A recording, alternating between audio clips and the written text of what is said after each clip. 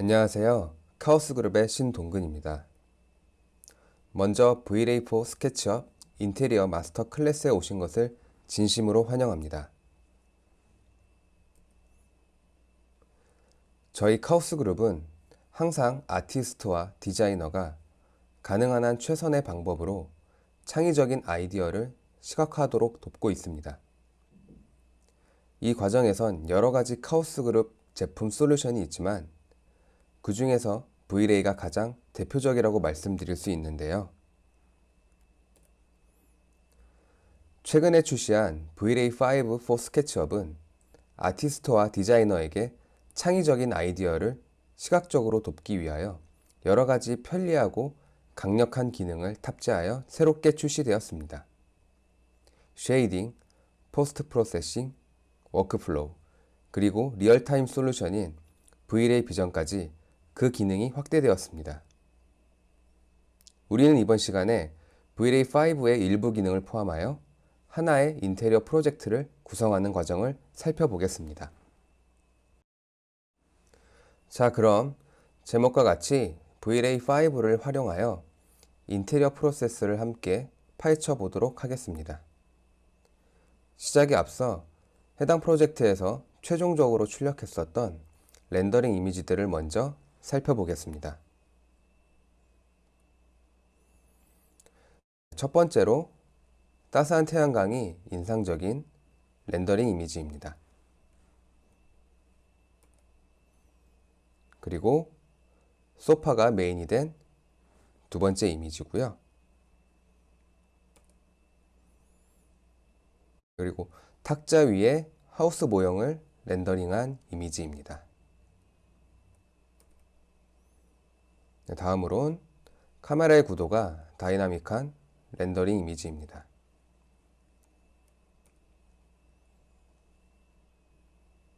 그리고 스톤 재질로 만들어진 아트월이 있는 렌더링 이미지고요. 마지막으로 첫 번째와 같은 구도이지만 야간을 표현한 렌더링 이미지입니다. 네, 렌더링 이미지가 어떠셨나요? 장면이 멋지기도 했지만 이러한 장면을 연출하게 된 과정이 궁금하실 거라고 생각됩니다. 그렇기에 여러분들과 다음과 같은 사항을 같이 한번 살펴볼 건데요. 먼저 프로젝트에 대한 내용과 장면에 대한 간단한 스펙, 참고 자료, 그리고 카메라 세팅, 라이팅, 쉐이딩 방법, 그리고 렌더링을 거쳐 포스트 프로세싱까지 전반적인 흐름을 보여드릴 예정입니다.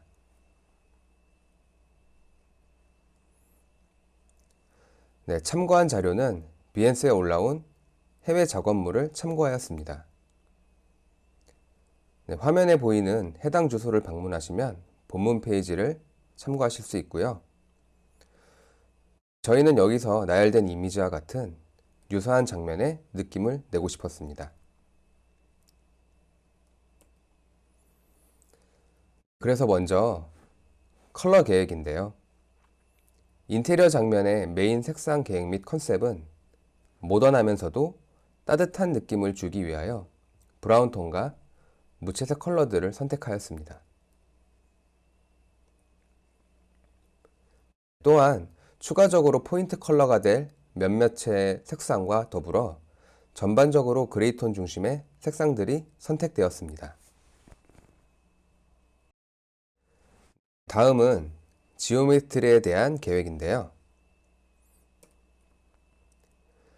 장면에 사용될 라이브러리를 구축할 때 세 가지를 주안점으로 생각했습니다. 먼저 보다 나은 퀄리티를 위하여 다소 복잡해 보이고 메쉬가 많은 고용량의 오브젝트를 사용하였습니다. 그리고 아티팩트 없는 깔끔한 메쉬의 지오메트리와 오브젝트의 모서리를 베벨링하여 모델을 빠르게 개선하는 방법을 활용하였습니다. 모서리 베벨링은 모델을 보다 사실적으로 보이게 하기 위해 우리가 수행할 수 있는 간단한 방법 중 하나인데요. 이 부분에 대해선 잠시 뒤에 언급해 드리겠습니다. 먼저 프로젝트에 사용된 일부 클레이 렌더 이미지입니다. 부드럽고 디테일한 처리를 위해서 많은 메쉬가 사용되고 용량이 무거울 수 있는 오브젝트들로 구성되어 있습니다. 네, 이렇게 디테일한 주름이 잡힌 소파와 가구, 그리고 화분 초목들입니다.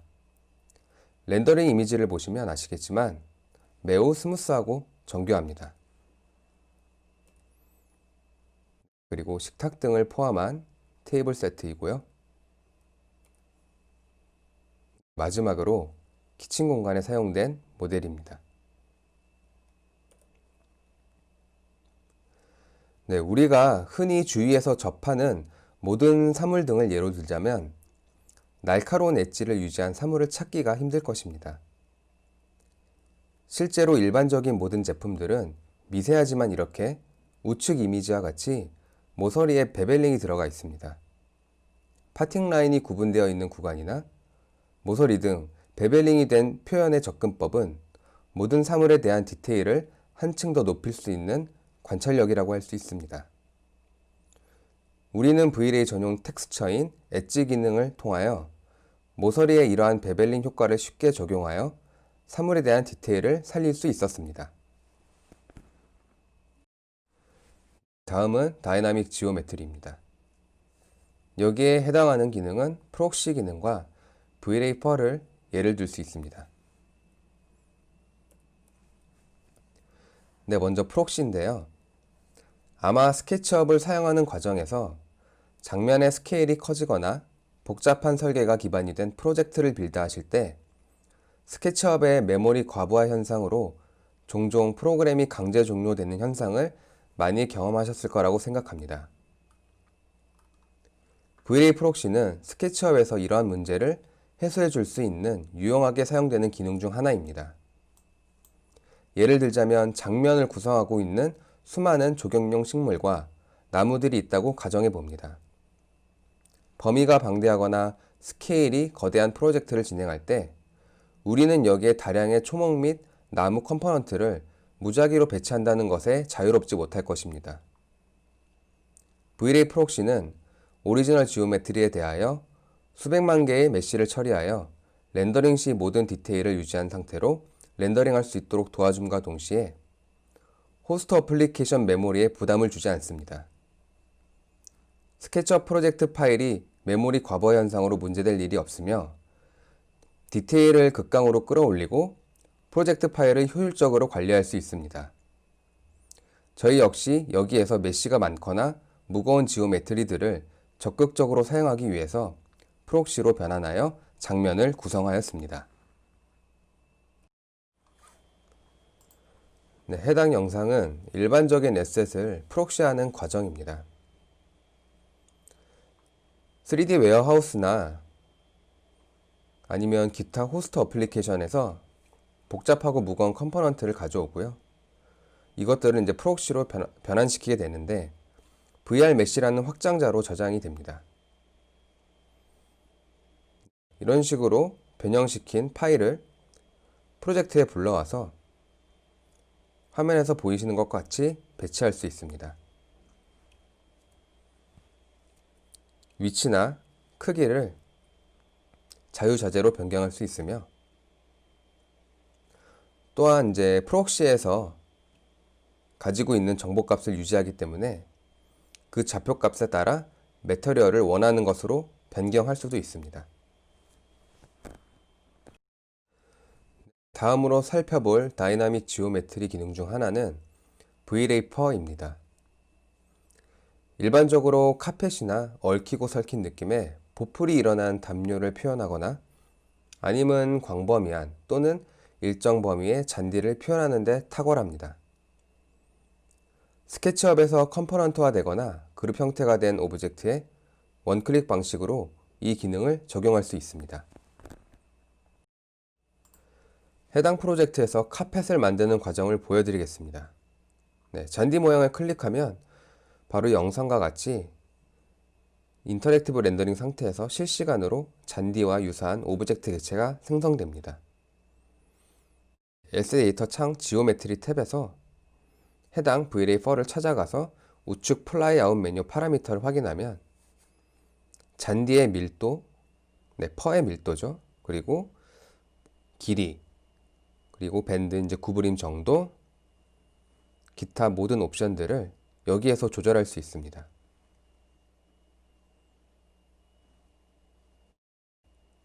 두께도 조절할 수 있고요. 잔디뿐만이 아니라 이런 다양한 파라미터가 존재하기 때문에 얽히고 설킨 보풀의 느낌이라든지, 그 다음에 지금 보시는 것 같은 일반적인 러그 카펫의 느낌도 쉽게 표현이 가능한 거죠. 모델링을 따로 할 필요가 없이 이런 식으로 V-Ray 자체 기능을 활용할 수 있었습니다. 다음은 구도입니다. 이 프로젝트 장면 연출을 위하여 3등분의 법칙과 황금비를 참고하였는데요. 이 법칙이 모든 장면에서 효과를 극대화한다고 보장할 수는 없습니다. 하지만 적어도 해당 프로젝트에서는 이 방법으로 멋지고 만족할 만한 장면을 담을 수 있었습니다. 장면별로 참고한 가이드라인은 다음과 같습니다. 이것은 초반에 보여드렸던 소파 씬인데요. 이런 식으로 3등분 되어 있는 가이드라인을 잡고 소파를 중심으로 안정적인 카메라 구도를 잡았습니다.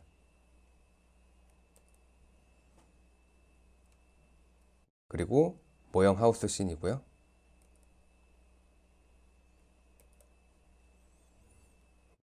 여기서 역시 가이드라인이 교차되는 테이블 위에 모형 하우스에 초점을 둔 구도입니다.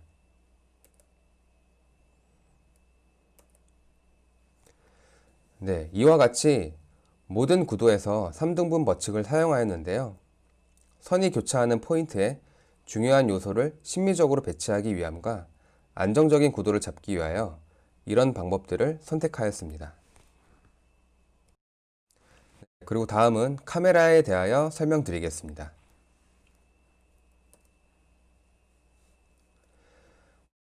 카메라 설정에서는 기본적으로 프레임을 세팅하여 렌더링 시 출력할 수 있는 종횡비를 조정할 수 있었습니다. 이는 원하는 렌더링 뷰를 잡기 위해서 미리 확인할 수 있었기 때문에 매우 편리했는데요. 또는 V-Ray 피지컬 카메라를 활용한 자동 노출과 화이트 밸런스 기능을 활용할 수 있습니다. 출력할 인테리어 장면에 이 기능을 활용하여 결과물을 위한 노출과 화이트 밸런스 제어에 대하여 부담을 없앨 수 있었습니다. 그리고 마지막으로 뎁스 오브 필드 기능으로 장면의 극적인 연출을 부과하였고요. 그럼 먼저 프레임 세팅에 대하여 한번 같이 살펴보겠습니다. 지금은 이제 카메라 구도를 잡기 위하여 적당한 뷰를 찾아보려고 합니다. 먼저 V-Ray 에셋 에디터의 세팅 탭에 렌더 아웃풋 파라미터가 있습니다. 여기서 종횡비를 조절할 수 있는 조절 옵션이 존재하는데요. 이는 수동으로 원하는 비율로 렌더 프레임을 조정할 수 있지만 사용자의 접근성을 원활히 하기 위하여 기본적으로 제공되는 프리셋 종횡비 값이 존재합니다. 여러분들이 흔히 많이 쓰는 16:9 비율 등이 여기에 포함됩니다. 네, 이런 식으로 수동으로 조절하거나 락을 걸어서 종횡비를 고정시킬 수도 있습니다. 그리고 세이프 프레임을 활성화하게 되면 보시는 것과 같이 설정한 종횡비에 맞춰서 장면을 커트하고 렌더링 시 출력될 범위를 미리 확인할 수 있습니다. 마우스로 좀 더 디테일하게 구도를 잡고요.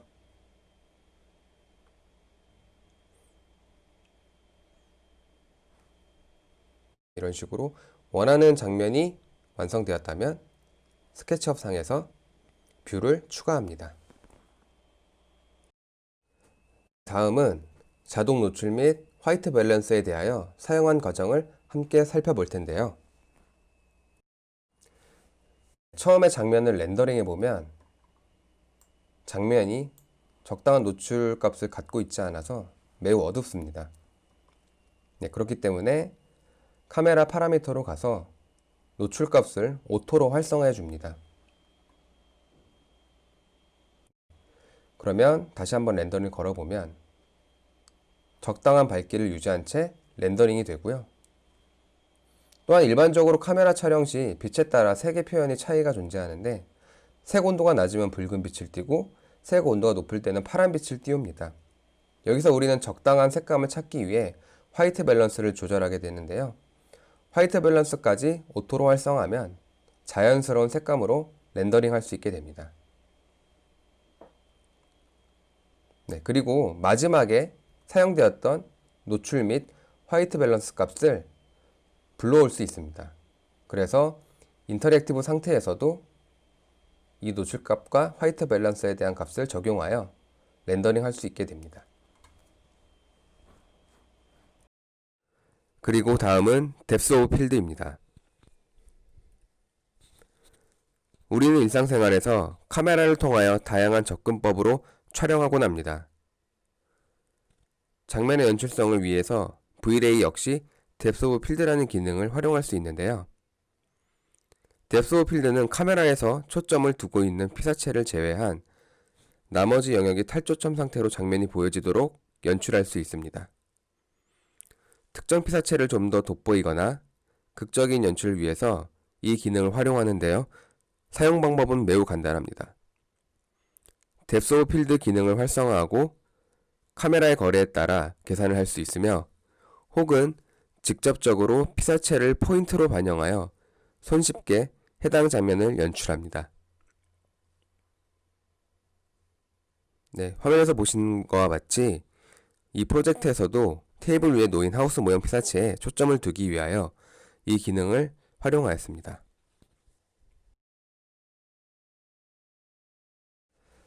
다음은 이제 조명 부분입니다. 먼저 조명에 대한 계획을 세웠는데요. 여러 가지 참고 이미지들도 있었고 태양 조명에 대한 위치 그리고 따뜻한 느낌과 차가운 느낌 같은 상반된 컨디션을 생각해 보았습니다. 네, 앞서 이러한 계획을 세우기 전에 참고했었던 작품이 있었는데요. 19세기 후반 사물이 빛에 따른 변화에 대하여 잘 표현했었던 인상파 화가 클로드 모네의 루앙 대성당 작품을 참고하였습니다. 클로드 모네는 시시각각 변화하는 대기 상태와 빛의 변화로 차갑거나 따뜻함, 그리고 여름과 겨울, 주간과 야간 또는 안개가 끼거나 쾌청하거나 비가 오는 흐리거나 해가 쨍쨍한 기후변화에 작품을 표현한 바 있습니다. 네, 그래서 이러한 컨디션을 장면에 표현하기 위해서는 물리적으로 자연스러운 태양광이 상당히 중요한 요소가 될 수 있었는데요. V-Ray4 스케치업에서는 태양광을 사용하여 조명을 표현할 때 스카이 시스템을 통해서 태양의 위치를 좀 더 직관적으로 컨트롤할 수 있습니다. 저희 역시 해당 인테리어 장면에서 이 방법을 사용했는데요. 다음 장면에서 함께 살펴보겠습니다. 여기서 선라이트에 대한 컨트롤을 한번 같이 보겠습니다. V-Ray4 스케치업은 기본적으로 V-Ray 선라이트가 활성화되어 있죠.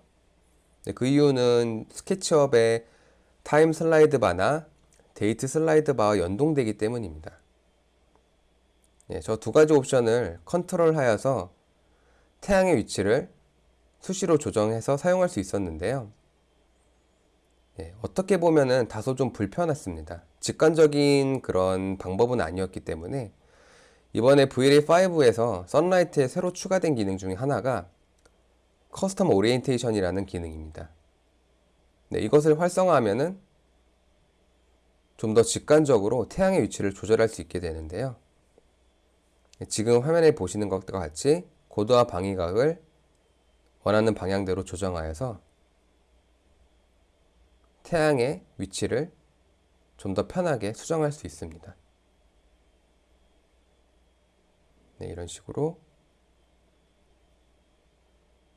좀 더 직관적으로 태양의 위치 수정이 가능하고요. 이러한 스카이 시스템에서 설정된 포지션 값이 인바이어먼트 스카이 값으로 저장이 됩니다. 예.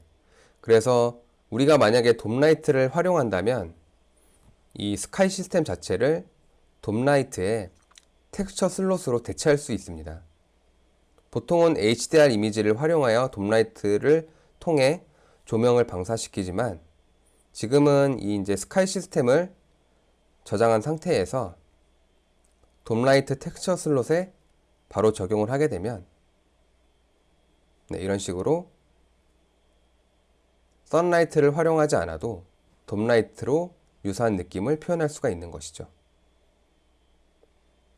네.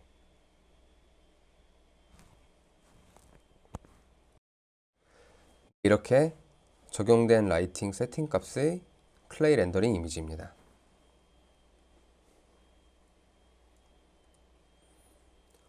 다음은 라이팅 부분을 마치기 전에 간단한 렌즈 이펙트 관련 팁입니다.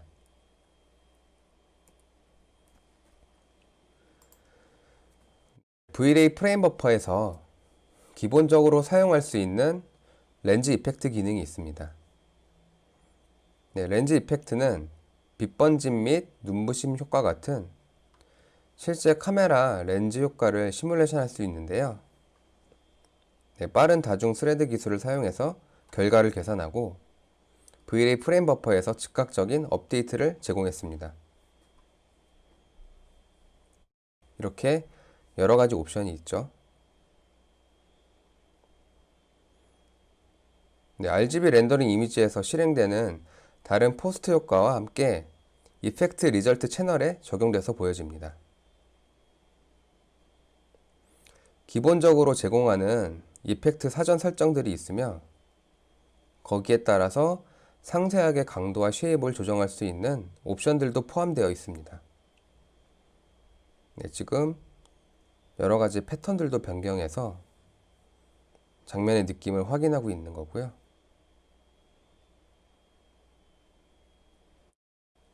저희는 여기서 천장에 있는 매입 등에 대해서 발광되는 빛을 렌즈 이펙트 효과를 통해서 좀 더 극적인 연출을 하고 싶었기 때문에 이 기능을 한번 사용해 보았습니다.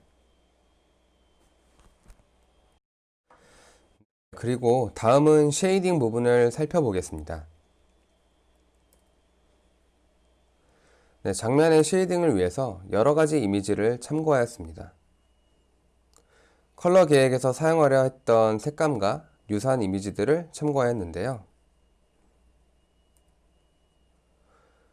프로젝트를 진행하는 데 중요했던 쉐이딩에서 첫 번째로는 바로 이제 V-Ray 머티리얼입니다. V-Ray for SketchUp에서 기본적으로 제공하는 600개 이상의 사전 설정 매터리얼들이 사용성을 보조하고 있습니다. 또한 이 수많은 머티리얼들을 활용하여 조정하거나 커스터마이징한 재질을 저장하여 다시 프로젝트에 불러올 수 있었습니다. 기본적으로 수백 가지 머티리얼을 사용할 수 있었기 때문에 여기에서도 많은 시간을 들이지 않고 각 에셋의 머티리얼을 손쉽게 적용할 수도 있었습니다. 네, 그 다음은 모델링 구축에서 잠깐 언급드렸던 엣지 텍스처 기능인데요. 이 기능은 V-Ray 에셋 에디터 텍스처 탭에 엣지스라는 V-Ray 레이 트레이스드 전용 텍스처를 사용할 수 있습니다. 네, 머티리얼에 범프 레이어를 추가해서 범프 텍스처 채널 타입으로 변경한 후 이 기능을 사용할 수 있습니다. 네, 이것은 예시로 보여드리기 위해서 준비했는데요. 이 기능이 적용된 사물은 샤프한 엣지를 스무스하게 처리하여 자연스러운 하이라이트를 얻게 되고 디테일이 살아납니다. 이런 식으로 객체가 붙어 있어도 엣지 텍스처가 적용된 하나의 재질이라면 이너와 아웃을 구분하여 베벨링이 적용됩니다. 아웃라인에만 적용할 수도 있고 이너에만 해당하는 엣지 모두 포함시킬 수도 있습니다.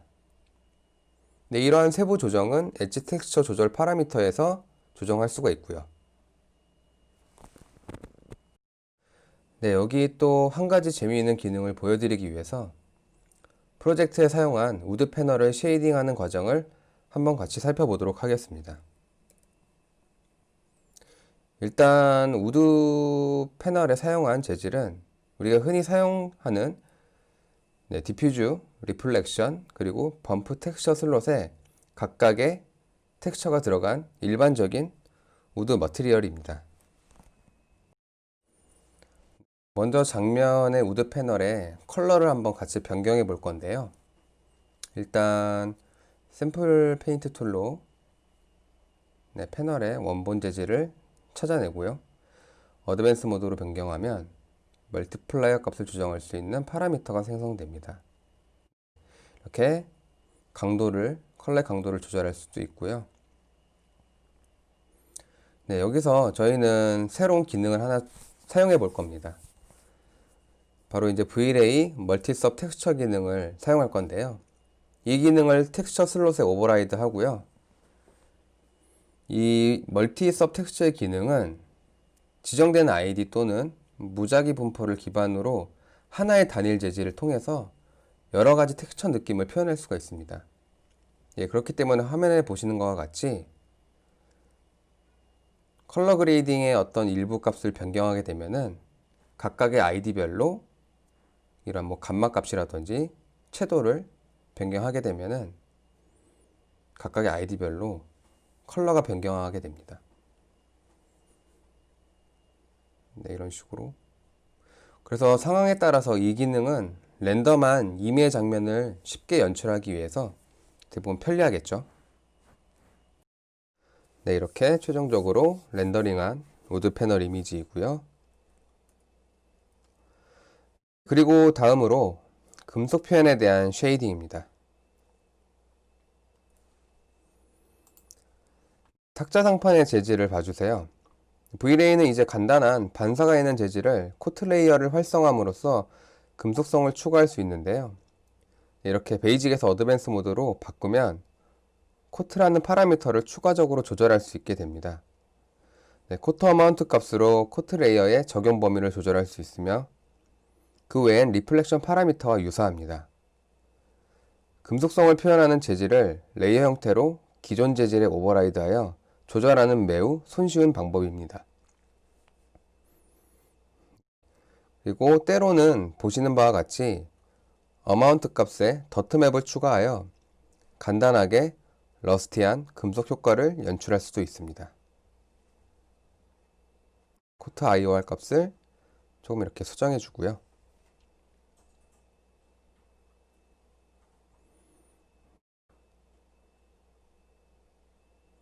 반사값이 이렇게 들어갔죠.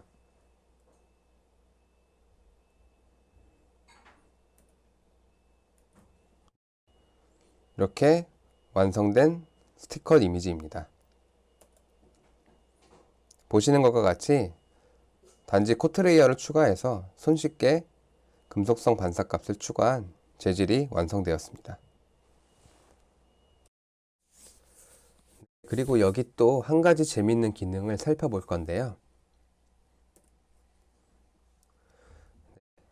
해당 인테리어 장면에서 아트홀로 사용되고 있는 이 장면을 같이 연출해 볼 겁니다. 확인된 것과 같이 이 아트월에서 사용되고 있는 텍스처가 매우 일률적으로 반복되기 때문에 많이 부자연스럽습니다.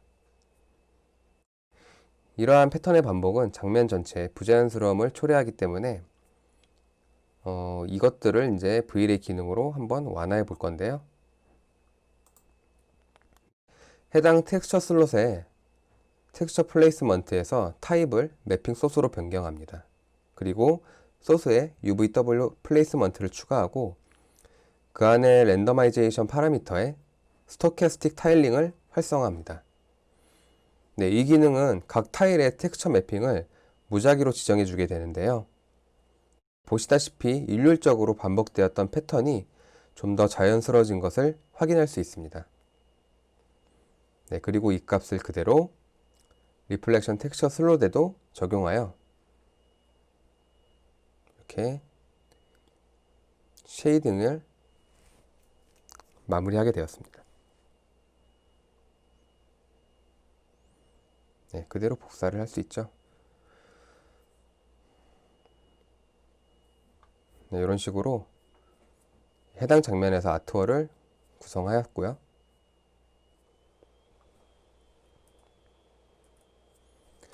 네, 이거는 완성된 렌더링 이미지인데요. 네, 이 기능은 해당 워터를 표현할 때도 효율적인 것을 확인했지만 좀 더 광활하고 넓은 공간을 맵소스로 타일링하려 할 때 더 효과적으로 이제 사용할 수도 있습니다. 이번에 살펴볼 쉐이더는 좀 더 진화된 패브릭 소재 표현입니다. 재질에서 추가할 수 있는 쉰 레이어는 이전에 소개드렸던 코트 레이어와 유사하게 재질을 오버라이드하여 사용합니다. 화면에 보시는 것 같이 이메일 컴포넌트에 텍스처를 적용하여 패브릭 소재를 표현합니다. 그리고요, 그 후에 머티리얼 타입을 역시 베이직에서 어드밴스 모드로 변경하면요, 이렇게 쉰 레이어라는 파라미터가 추가적으로 생성이 됩니다. 쉰 컬러나 그리고 글로시니스 그리고 러프니스 정도를 조절할 수 있습니다. 이거는 일반적인 패브릭 소재는 물론 벨벳 같은 재질의 빛의 반응성을 둔 패브릭 소재에 아주 적합합니다.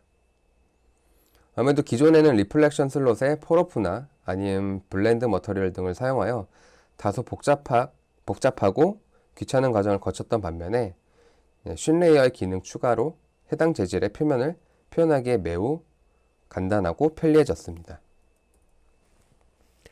이거는 쉰 레이어가 적용되기 전 기본 디폴트 상태이고요. 이건 쉰 레이어가 적용된 패브릭 소재입니다. 네, 그리고 쉐이딩의 마지막 컨투어입니다. 이 방식은 VLA5에서 새로 생긴 기능 중 하나인데요. 과거의 VLA2과 같이 유사한 기능을 표현할 수 있습니다. 하지만 컨투어의 방식은 보다 쉽고 간단합니다. 컨투어를 적용하는 방법은 크게 두 가지인데요. 첫 번째로는 해당 머티리얼에 직접 컨투어 기능을 추가하는 것입니다. 보시는 바와 같이 해당 쉐이더에만 적용된 엣지에 라인이 표현되는 것이 확인됩니다. 컨투어 파라미터를 보시면 라인 컬러가 있고요. 이 라인 컬러를 통해서 엣지 라인의 색깔을 변경할 수가 있습니다. 이런 식으로요. 네, 하얀색으로 바꿔볼까요? 네, 그리고 위드스 값을 통해서 라인의 두께를 조절할 수도 있습니다.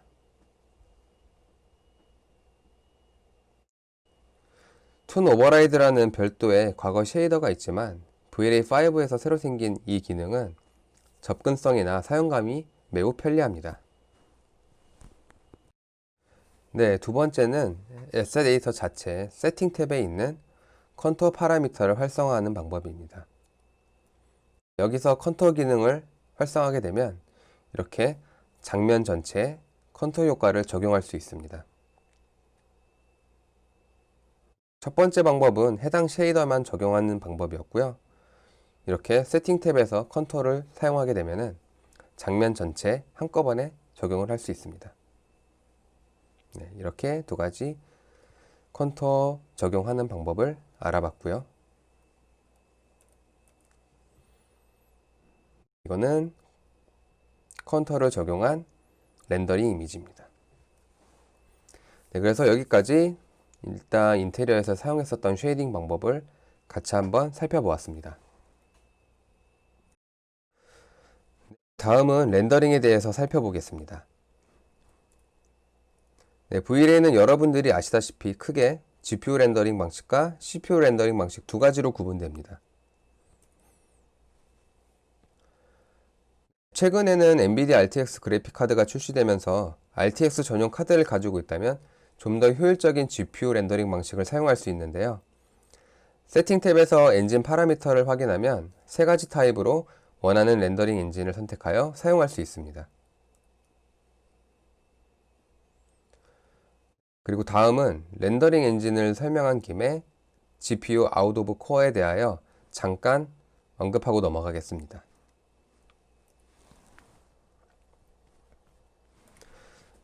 CPU 엔진과 다르게 GPU 렌더링을 주로 프로덕션 렌더링으로 사용하는 사용자들은 아직까지 VRAM의 한계에 마주칠 텐데요. 그래서 GPU 아웃 오브 코어 기능은 렌더러의 메모리가 부족하지 않도록 공간을 확보하기 위해 더 이상 필요하지 않은 메쉬를 GPU 메모리에서 제거하는 기능을 도와줍니다. 네, 이렇게 이 기능을 활성화하게 되면 해당 기능을 수행하게 되고요. 네, 이 동작은 아직 워킹 프로세스 단계라서 실험적이지만 보다 안정적인 GPU 렌더링을 경험할 수 있습니다. 네, 해당 파라미터 위치는 이미지를 참고해 주시고요. 네, 이런 식으로 활성화되면 사용할 수 있는 준비 단계가 되는 거죠. 그리고 이전 장면에서도 말씀드렸다시피 GPU는 RTX 렌더링도 지원하고 있습니다. 네, 그래서 본인이 RTX 카드라면 이렇게 제품 모델명이 이렇게 표시되고요.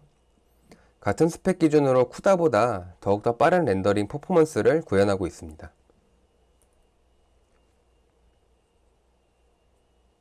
그리고 렌더링에서 중요한 기술력 중 하나인 디노이징 기능입니다. 이건 크게 VRAY 디노이저와 엔비디아 AI 디노이저로 구분되는데요. 네, 첫 번째로 엔비디아 디노이저 기능을 VRAY에서 지원하고 있습니다.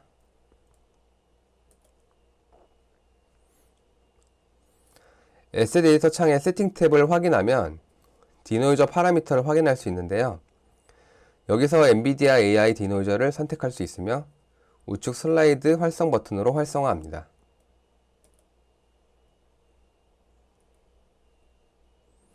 네, 그리고 두 번째인 VRAY 디노이저 기능입니다.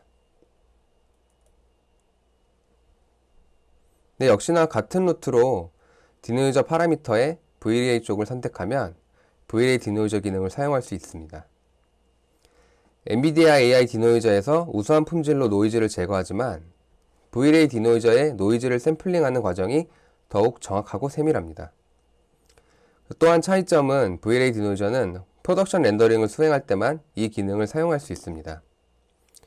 그래서 두 가지 모두 장점이 있는 기능이므로 상황에 맞게 사용하시면 될 것 같고요. 저희는 이 프로젝트에서 최종 렌더링을 할 때 빠른 시간 안에 출력해야 했습니다. 그렇기 때문에 높은 퀄리티의 그 설정을 사용하지 않았고요. 장면에서 보시는 것과 같이 렌더링 결과물은 빠르게 출력되었지만 다소 노이즈가 존재하는 것을 확인할 수 있었습니다. 그래서 저희는 VRAY 디노이저를 사용하여 이를 보완할 수 있었습니다. 네, 화면에서 보시는 것과 같이 이미지를 거의 훼손하지 않고 재질의 특성을 그대로 살린 채 이미지가 깔끔하게 보정된 것을 확인할 수 있습니다. 네, 또한 보다 빠른 렌더링 결과물을 얻기 위하여 VRAY에서 저희는 두 가지 방법을 사용하였는데요. 그 첫 번째로는 VRAY 수험입니다. 수험은 카오스그룹에서 개발한 분산 렌더링 시스템입니다. 수험은 슬레이브 머신에 별도의 호스트 어플리케이션 설치가 필요 없고요. 수험만이 단독으로 설치가 되며 편리한 사용성 등이 렌더링을 진행할 때 매우 효과적이었습니다. 사용하는 과정을 한번 같이 살펴볼까요? VRAY S데이터 창 맨 하단에 수험이라는 파라미터가 존재하는데요. 네, 활성화를 한 후 기존에 정해둔 분산 렌더링에 참여할 머신 태그를 추가합니다. 그리고 렌더링을 시작하면 태그에 연결된 수많은 PC가 렌더링에 참여하게 됩니다. 버켓 수가 상당히 많아지면서 렌더링이 빨리 진행되는 것이 확인될 텐데요. 여러분들도 일반적으로 사용하지 않는 여유의 머신이 있다면 이와 같이 수험을 통해서 상당히 빠른 렌더링 결과물을 만들 수 있습니다. 네, 그리고 두 번째로는 카오스 클라우드를 사용해서 렌더링을 했는데요. 카오스 클라우드는 사스 기반의 렌더링 솔루션입니다. 클라우드상에서 VRAY로 장면을 제출하고 원하는 렌더링 장면을 빠르게 처리할 수 있었는데요. 렌더링이 시작되는 순간 모든 것은 카오스 클라우드 안에서 이루어지기 때문에 제가 하고 싶은 다음 작업을 계속 이어서 할 수 있었습니다. 그리고 렌더링 속도 역시 만족할 만한 수준이었기 때문에 상당히 편리했는데요. 그 과정을 짧게 한번 살펴보겠습니다. 사용하는 방법은 상당히 간단하죠. 이렇게 구름 모양 아이콘을 클릭하시면 카오스 클라우드에 접근할 수 있습니다. 네, 그리고 장면을 제출하기 전에 마지막 V-Ray 옵션에 대한 설정 값을 한 번 더 확인할 수 있고요. 여기서 임의로 변경을 할 수도 있습니다. 그리고 장면의 업로딩이 빠르게 완료되는 것을 확인하고요.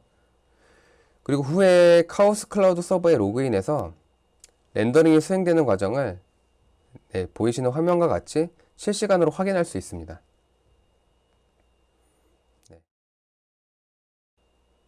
그래서 장면을 여러 개 이렇게 업로딩 해놓고 저희 같은 경우는 다시 스케치업으로 돌아가서 원하는 작업을 계속 이어나갈 수 있었습니다.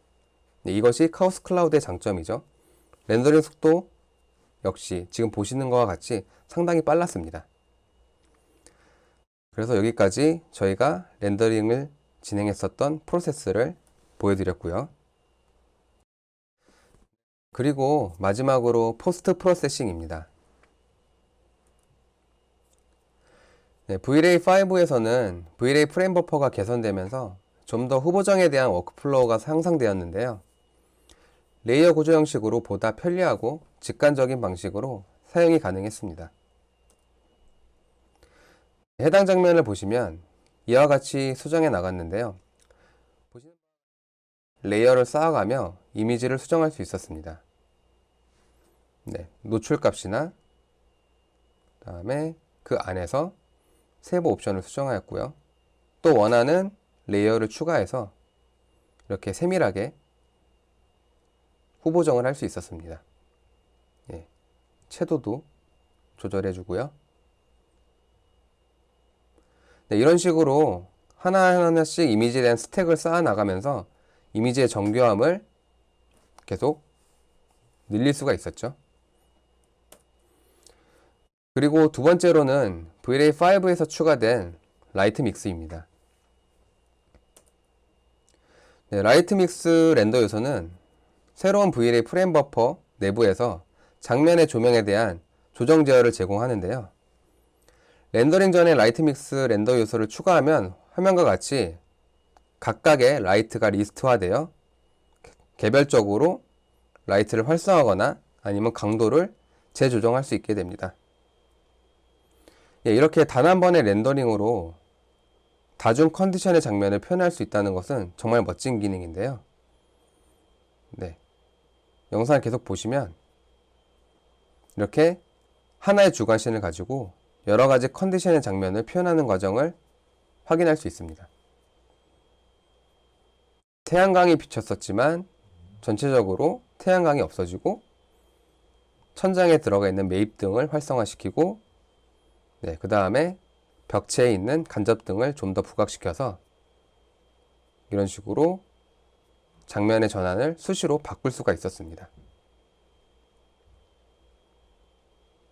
상당히 강력한 기능 중에 하나죠.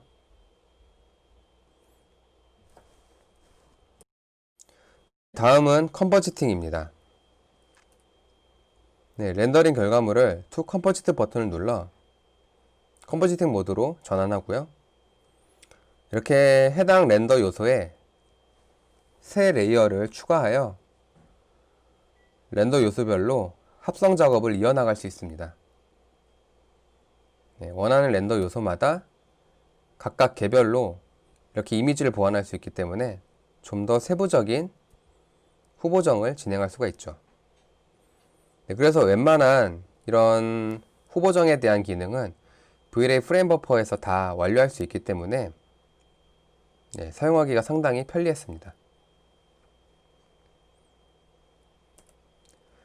그리고 다음은 이제 프리셋인데요. 이렇게 라이트 믹스를 활용해서 컬러 그레이딩이 끝난 여러 컨디션의 장면이 있다고 가정하면요. 이걸 이제 VFBL이라는 확장자로 저장을 할 수가 있는데 이렇게 해당 경로가 검색이 되면 그 경로에 들어있는 VFBL 파일을 실시간으로 돌아가면서 즉각 검토해 볼 수 있는 그런 기능이라고 할 수 있습니다. 네, 여기까지 V-Ray5를 사용해서 인테리어 장면 구성하는 프로세스를 같이 한번 살펴보았는데요. 어디까지나 한 가지 사례였고, 이 과정에서 또 V-Ray에 대한 기능을 더욱 알고 싶거나 궁금해 하시는 분들이 많으실 거라고 생각합니다. 그래서 본문에서 언급되지 않은 V-Ray4 스케치업에 대한 기능을 자세히 살펴볼 수 있는 참고 사이트들을 여러분들께 소개시켜 드리겠습니다. 네, 첫 번째로 카오스그룹 웹사이트에 접속하시면 V-Ray4 스케치업 코스웨어를 살펴볼 수 있는데요. 여기선 V-Ray4 스케치업을 사용함에 있어 필요한 기초 내용 및 그 과정들이 예제씬과 함께 제공되고 있습니다. 한국어 자막 처리가 되어 있기 때문에 적극적으로 활용하시면 도움이 많이 될 것 같고요. 네, 그리고 기본적인 내용들을 확인할 수 있는 V-Ray4 스케치업 헬프 페이지를 참조하실 수 있습니다. 네, 이건 여기서는 이제 V-Ray 각 파라미터에 대한 기능 및 부가 설명이 상세하게 기록이 되어 있기 때문에 네, 이 헬프 페이지 역시 같이 참고해 주시면 좋으실 것 같고요. 또한 그 유튜브 채널인 카오스그룹 TV 채널을 구독해서 그간 올라온 V-Ray4 스케치업의 튜토리얼을 영상으로 시청해 볼 수 있습니다. 네, 모든 영상은 아니지만 각종 웨비나 및 튜토리얼들이 한국어 버전으로 다수 업로드 되어 있으니까 확인해 주시면 감사하겠습니다. 네, 그럼 아쉽지만 일단 저희가 준비한 컨텐츠는 여기까지입니다. 추가로 저희 카오스그룹 웹페이지를 방문하시면 보다 더 많은 정보와 함께 V-Ray5를 체험하실 수가 있고요.